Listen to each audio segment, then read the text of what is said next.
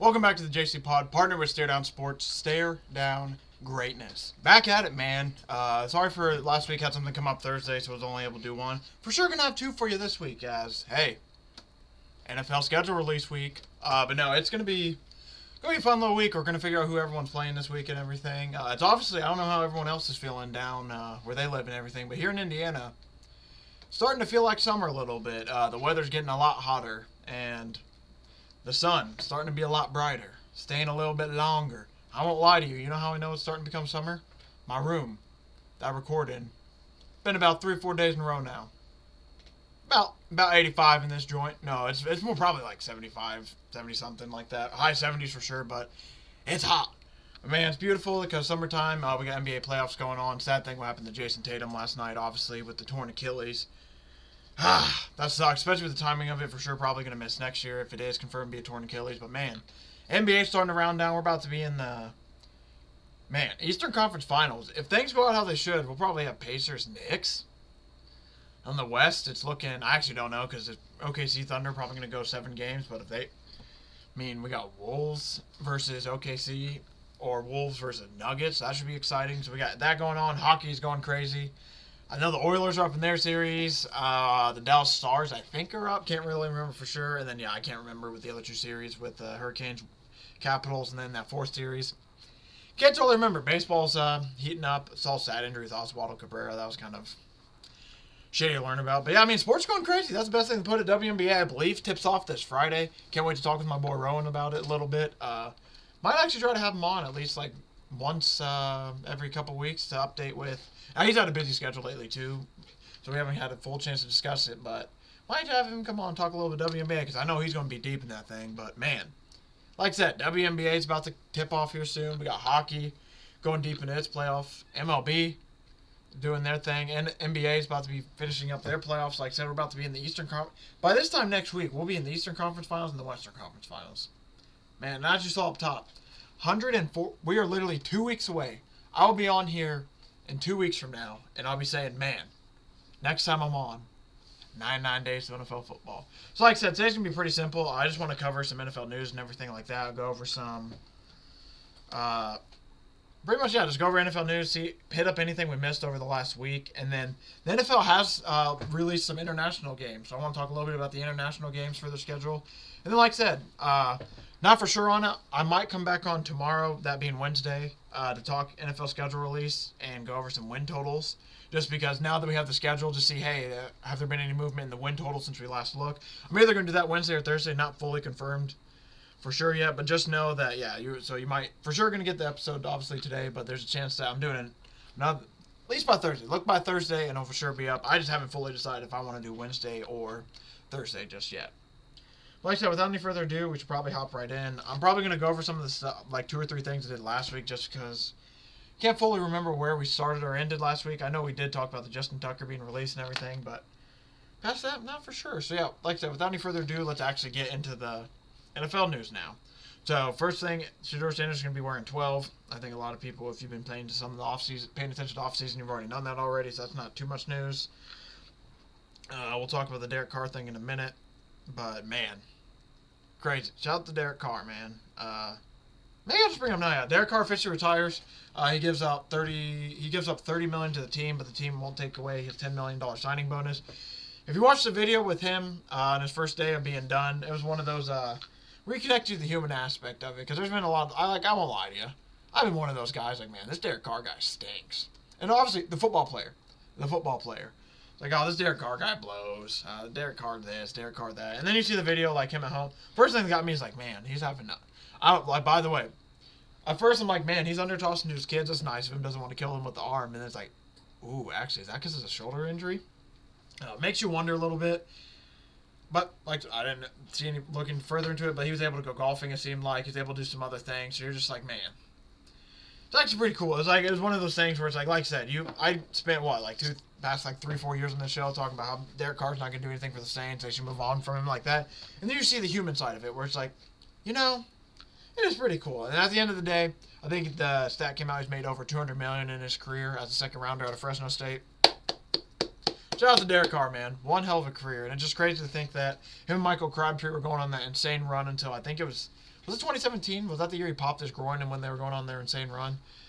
I always mix it up if I'm in the year early or year late when he popped the groin. But, I mean, Raiders were having a little bit of a run before he had that first injury. And then ever since then, it's been kind of hit and miss. But like I said, it's just, shout out to Derek Carr. One hell of a career. Just sad the way it kind of sad how it ended. But I'm sure he'll be able to find peace with it. I can't remember if we talked about this or not, so I'll bring it up. George Pickens officially traded to the Cowboys. I believe I did talk about this, so if I did, I won't say too much, just basically repeat the same things I said last week, but not too surprising, especially after they signed DK Metcalf. They gave DK Metcalf the deal, and then as the weeks go on, you hear them saying, like, we aren't going to give any money to, or it's just like, it doesn't sound like we're going to, the more you heard, it's like, all right, the Steelers probably aren't paying George Pickens, so it sounds like he's going to move on, but Pickens, Dallas will get George Pickens, a 2027 6th-rounder. In exchange, they gave Pittsburgh a 2026 3rd round and a 2025 or 2027 5th-rounder. Excuse me.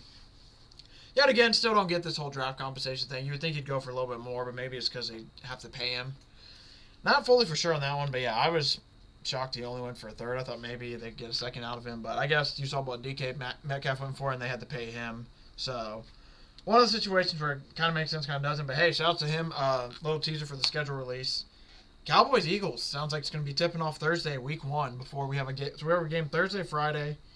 Got Friday. There's the Brazil game where the Chargers are. I think it's Chargers Chiefs is the rumor for the Brazil. We'll talk about that a little more later, obviously. But yeah, sounds like George Pickens is going to be opening night with the Cowboys playing against the Eagles. So it'll be nice to see right away. We'll get to see of like, all right, how have him and Dak been doing? But I actually don't know if Dak is going to be healthy for the full offseason. So that's another thing that's going to be really interesting. Jaguars are releasing Gabe Davis. He was only on the team for 1 season. He signed a 3-year, $39 million contract with them last season, so they incur a $20.3 million dead cap. 20 catches for 239 yards and 2 touchdowns was his final stat line. I'm just wondering, it has to be... So they moved on from him and Christian Kirk. I'm wondering if it's... Obviously now they have Brian Thomas and Travis Hunter, but I'm wondering if this is more of a... Because he was with the old regime and not the new regime... Because, yeah, he was literally signed last year by, obviously, the Trent Baalke, who was the previous general manager. But just to see him get released now, it's like, I understand he didn't have the best of years, but you'd think they would keep the veteran around for some of the younger guys in there. But, like I said, I don't know. This has to be, like, it's hard, though. Because, like, I think between the two, I'd probably keep Christian Kirk over Gabe Davis. But Gabe Davis has been kind of stepping down a bit ever since he had that amazing season with the Bills. So, like I said, it's not too shocking. It's just more of like okay. But he's going to end up being on some team who's going to be doing... He's going to end up decent for some team. I just don't know who. And at the same time, the Jaguars are probably 3 years away from... Unless Trevor Lawrence just absolutely figures it out, they're probably 3 to 4 years away from imploding anyway. So, maybe not... maybe not the worst. Yeah, very, very interesting, though. I still don't think Jack's going to be... Even with Travis Hunter, I don't think that improves him too much. But, hey, we'll see. I don't want to be too much. The Dallas Cowboys. Jesus. The Philadelphia Eagles are keeping Dallas Goedert around. They reworked his deal. Sounds like it's pretty much a 1-year deal. He was reportedly open. The Eagles were reportedly open to shopping Goedert at first, but he's set to enter his 4-year, $57 million extension he signed in 2021. This was his last year of it. He's expected to make $14.5 million this year. But now, like I said, I don't know if they have a money amount that it's restructured to, but it's at least going to stay there for 1 more season. I see that's a potential. They'll try to run it back, and I would assume next year, don't be shocked that if they pick up a tight end in free agency or draft a tight end, kind of be the indication of, all right, we're moving on. Because I don't think they got a tight end this year in the draft. I could be wrong about that. Can't totally remember off the top of my head, but I mean, he's coming off his... He had a career worst receiving touchdowns. He had his lowest output since his rookie season. Career worst, like I said, 2 touchdowns. He had 42 receptions on 496 yards. They were just a different team this year. They ran the ball a lot more. Saquon. I think he was even hurt for a little bit. Yeah, he played 10 games. I was about to say, I feel like he missed like a good month or so. So yeah, I mean, it all makes sense. It's just going to be one of those things where it's like, makes sense. I re-signed him for at least 1 more year. Now, it just depends if another team comes in asking for more money. But I wouldn't be shocked if he just signs back next year on a lower money deal. But like I said, we're going to have to see just to be sure. Because I don't know. The Eagles seem to be ahead on all this stuff. So They signed Zach Bond ahead of time. I think a year early. They got Saquon's deal done a year early. So this right away makes me kind of lean like, oh, they're probably done with him, but I don't want to say anything just yet. Tyreek Hill underwent his second wrist procedure. I wrote an article about this sometime, I think later last week, but it's nothing crazy. He had his screws removed from his first procedure, so it's literally him just getting the surgery fixed. But it's just obviously not fixed, but it's him finishing the surgery by getting the screws out. So we're gonna have to keep an eye on it. Obviously, he was really, really affected by this last season, and so obviously that's something that you can't just ignore. The Panthers are releasing Jadeveon Clowney after 1 year. He registered 5.5 sacks for them last year. He was on a 2-year, $20 million contract, releasing him. Opened up $7.7 million in cap space, which there's your answer on why they did it. Pretty much, it was obviously a cap space move. Now the question is, does he sign with the team in free agency, or is this going to be a thing where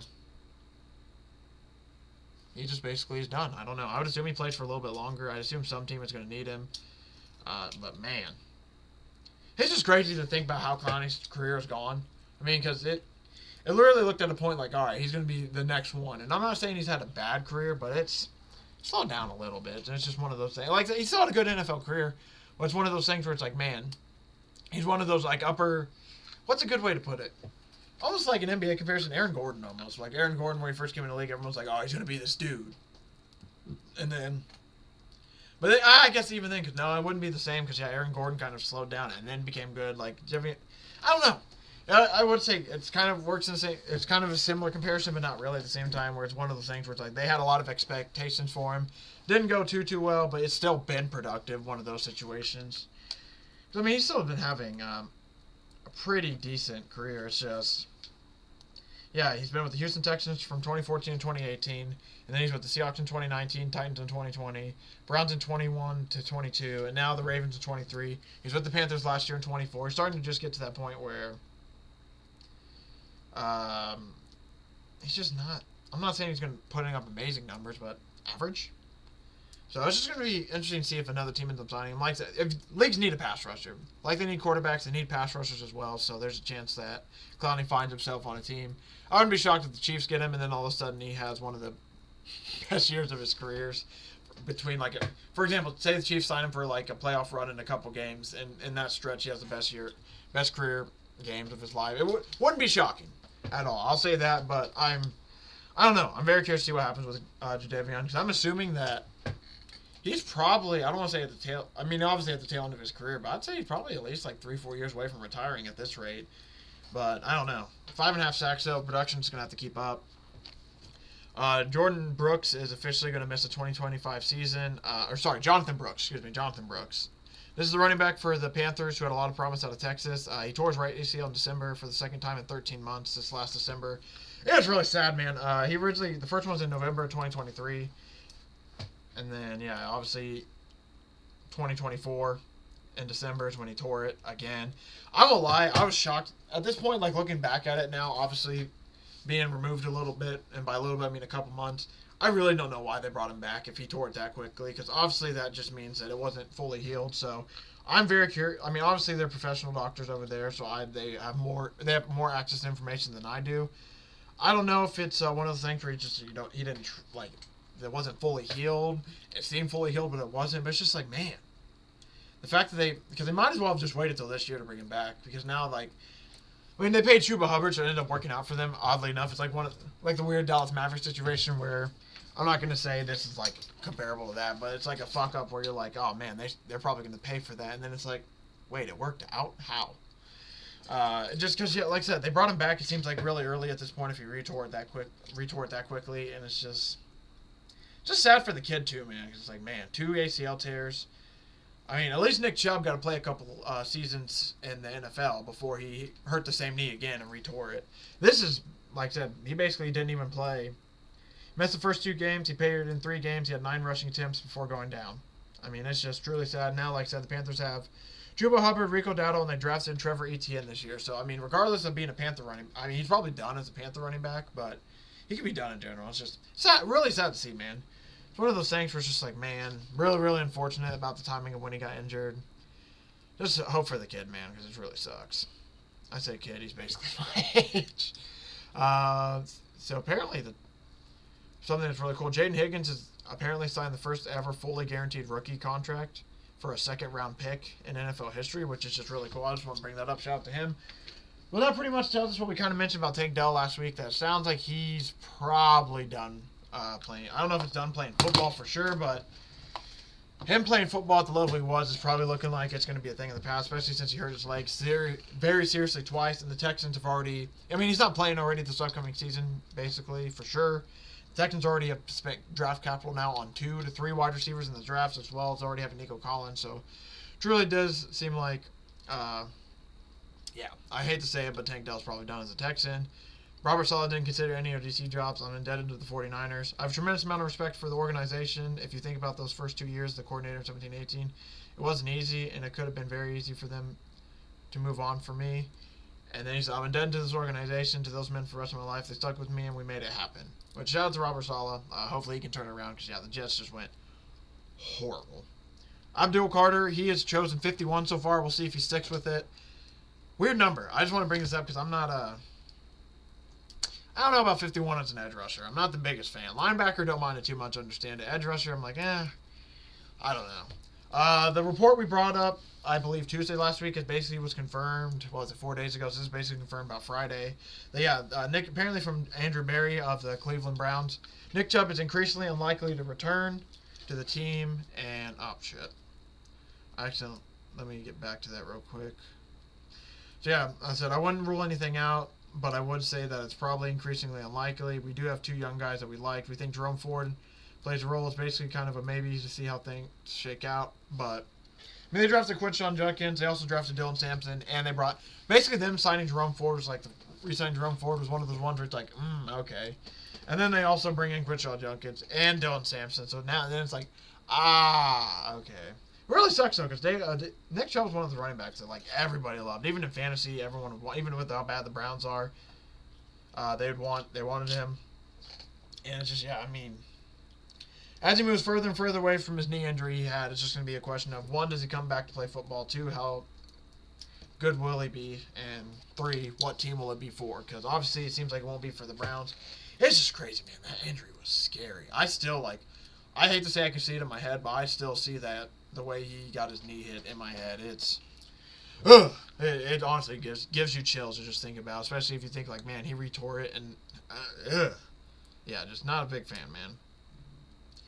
Before getting George Pickens, apparently the Dallas Cowboys are going after Rashad Bateman, but apparently the trades didn't really go too far. But man.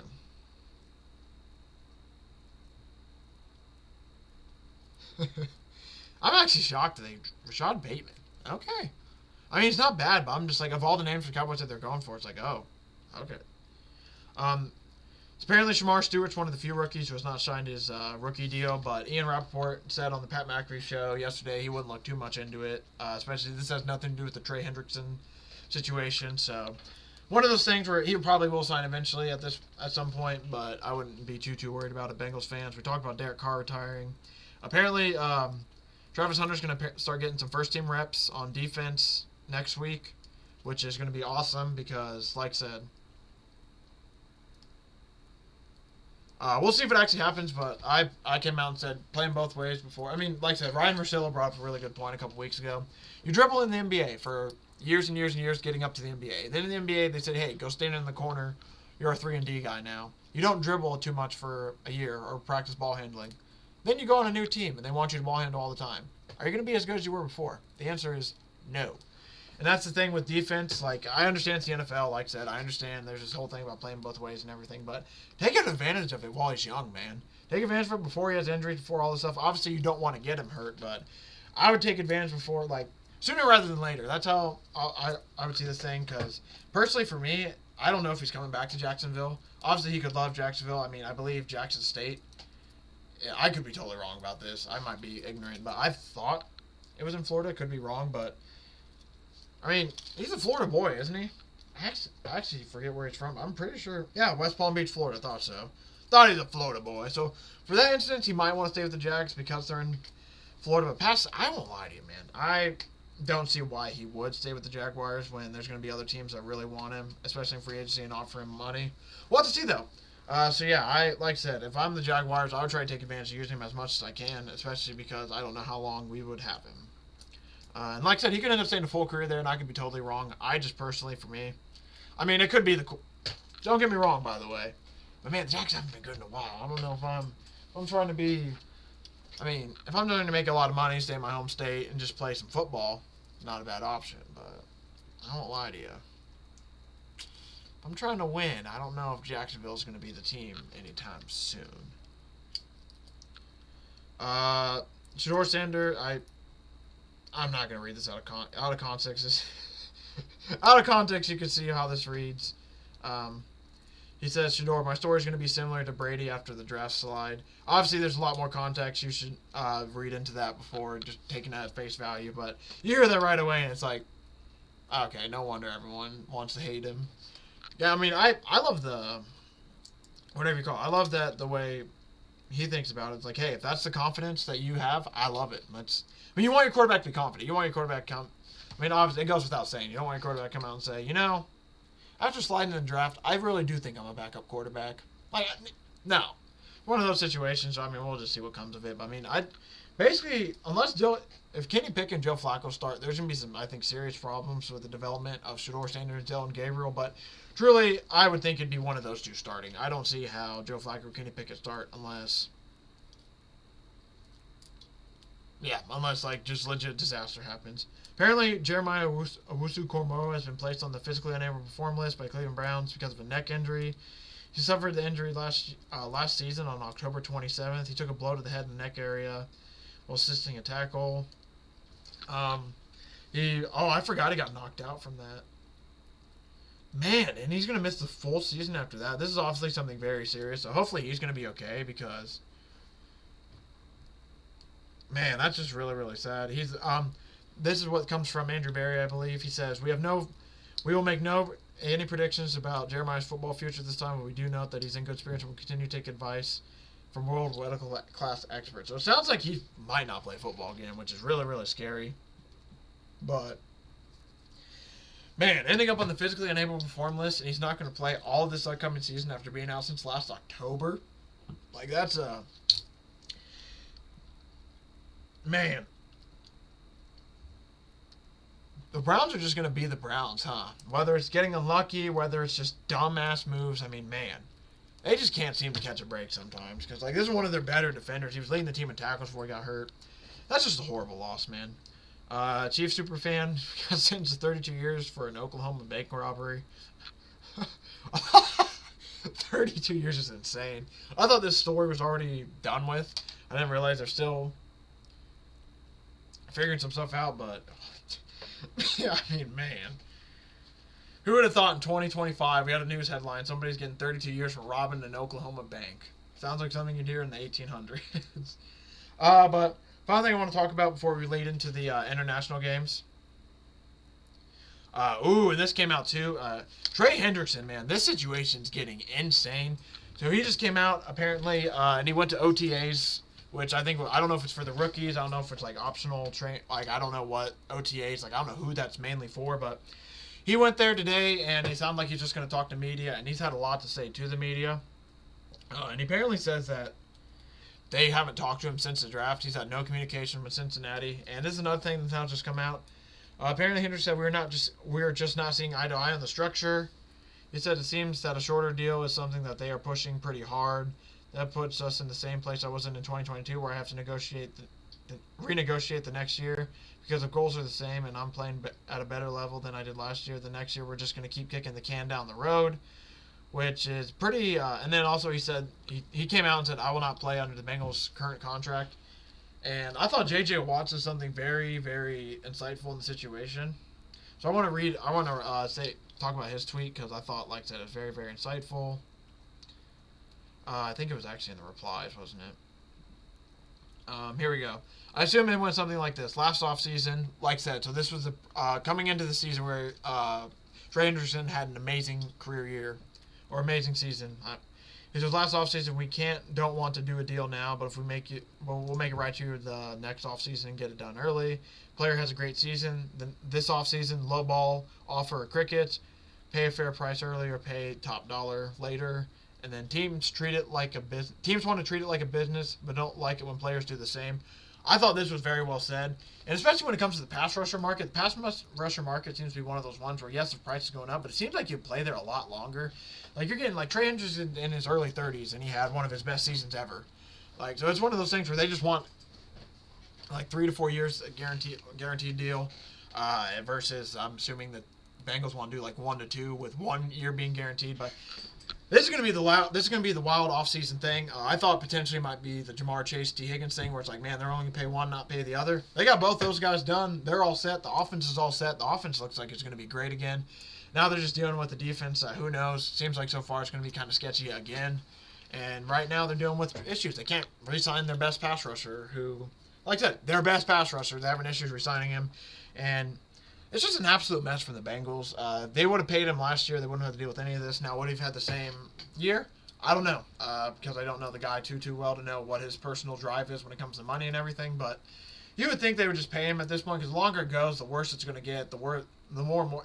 It's almost like the Jerry tax. The longer you go, the more you're just going to end up paying. You would think that especially some of these teams would pay up, especially a guy like Trey Hendrickson. When your defense is already pretty bad, you would think you'd want to pay like a guy like that, but at the same time, they're paying so much money on the offense, they might not be able to pay somebody else somewhere. So, I don't know. It's just a situation to keep an eye on, because at this point, it seems like, and I'm not saying the deal won't get done, but these two sides are really starting to go back and forth about stuff. I mean, Trey Hendrickson's been now in the media a lot, and this is usually a guy we don't hear from. So, this could be the same thing as Myles Garrett's situation, where he complains.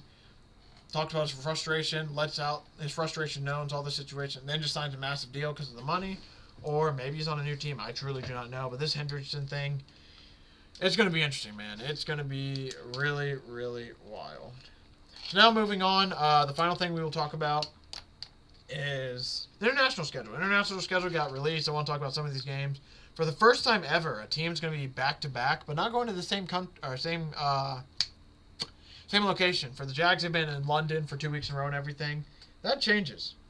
But first, before we get to that, in St. Paulo, it sounds like it's the Chargers. The team, they're going to announce the team tomorrow. I thought it was the Chiefs, but it sounds like it's not the Chiefs. But so the Chargers are going to be playing somebody Friday, September 5th. After the Cowboys. So remember, Cowboys-Eagles are the season opener on Thursday. Then Friday, we will have the Chargers versus a mystery team at this point. Like I said, it originally was the Chiefs, but now at this point, I don't know who it's going to be. But, yeah, it's Friday. And then September 28th, October 5th, October 12th, October 19th, November 9th, November 16th. Those are the rest of the dates for these international games. For one of the international games on September 28th, this one will be in Dublin. First, shout out Steelers, man. First, we talked, did I post a story on that? I don't know. We talked about before, a while ago how Steelers can be the first team to play in Ireland. They'll be joined by the Vikings, who will be playing in Dublin, Ireland. And then right after that weekend, they go from Dublin to London. The Vikings will be taking on the Browns. The London game the following week will be the Broncos taking on the Jets. The following week after that will be the Rams versus the Jaguars. So, man, Jaguars only get one London game this year? Interesting. The Vikings are the team getting the two international games, not the Jaguars. The Colts are playing on November 9th. They're playing in Berlin against the... Oh, what the hell? I'm going to have to be up early for that game. Damn! That should be a fun one. Falcons, Colts in Germany. And then the last international game of the year will be the Washington Commanders against the Miami Dolphins in Madrid. So shout out to the NFL for getting to this point, honestly, where they're able to expand into other different... I mean, we've saw it in college football the last couple of years. They've gone to Dublin, and now it's just been a matter of time. Now the NFL's going to Dublin. I mean, they've already been in London. Berlin's now getting one. Sao Paulo got one, or is it San Paulo? Brazil got a game last year. Now they're getting another one. I think it's only a matter of time now until we go to Australia, because I mean, now we're in Madrid, Spain. We're in Germany. We're in England. I mean, it's really just a matter of time before, at some point, they're just going to hit every, like, all right, this year's going to be the Germany, London, Ireland year. All right, this year's going to be the Russia, China, Japan year. Like, it's eventually going to be a matter of time before we see this sport travel to every continent on the globe. I assume the next one would be Australia, because Australia, I think, has a pretty decent NFL has a pretty decent following in the Australian market. Could be wrong with that, but yeah, that's just crazy. That's 6 full days of football, though, boys. We're talking 9:30 a.m. kickoff for one of these international games. Probably this is Eastern, by the way, all Eastern time. So what, 9:30 a.m. kickoff? We're talking probably 10:30 final snap for the night game. We got some long 12-hour days coming up, people, but that's going to be a nice little teaser going into tomorrow or Thursday, whatever one it is. So thank you all for watching. Thanks for support. Really do appreciate it. Like I said, Thursday or Wednesday, Thursday, whatever day it is, we're going to go over the NFL schedule release. We're going to talk some big games. Like, this game, because, like, for example, the Christmas game they announced. Chiefs Broncos. Well, maybe we'll go into that a little bit more. Some more games like that, because there's for sure going to be 3 games on Christmas. So we'll have some of that to talk about. We're going to have to look at some NFL futures, because by that, I mean win totals, because it seems like, I think the win total market's locked. Because I just went to go look at some odds, and it won't let me see, so. Oh, yeah, they changed it. So now they added it to where it's like over under 3.5, 4.5, 5.5, 6.5. So they took the actual like straight lines out. So I guess we're going to have to see. Assuming that the schedule release comes out and they fix it, we will talk about their over under win totals. But I mean, I guess we could probably do it anyway, right? See where the numbers are. Because right now for the Falcons, it looks like their over under is about 7.5. So yeah, like I said, we'll figure this out. That'll be a fun little thing for Wednesday, Thursday. We'll pretty much go over NFL schedule, see if there's any games that. See if there's any games that are catching the eye, where it's like, ooh, that could be a win total changer for sure. But we'll have to see. Like I said, we'll see. That'll be all what's going on for the rest of this week. But man, it's just crazy to think that we're already to that time of the year where it's like schedule release. Like I said, 2 weeks from now we're going to be into double digit for the NFL days. I mean, man, by the end of May, we're win totals, future. I mean, man, it's truly crazy just to think about it. If you sit back and think for a moment, like, man.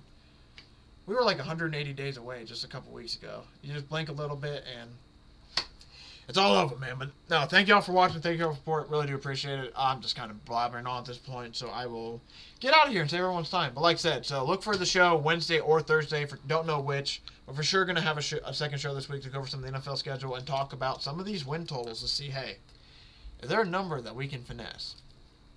See you then.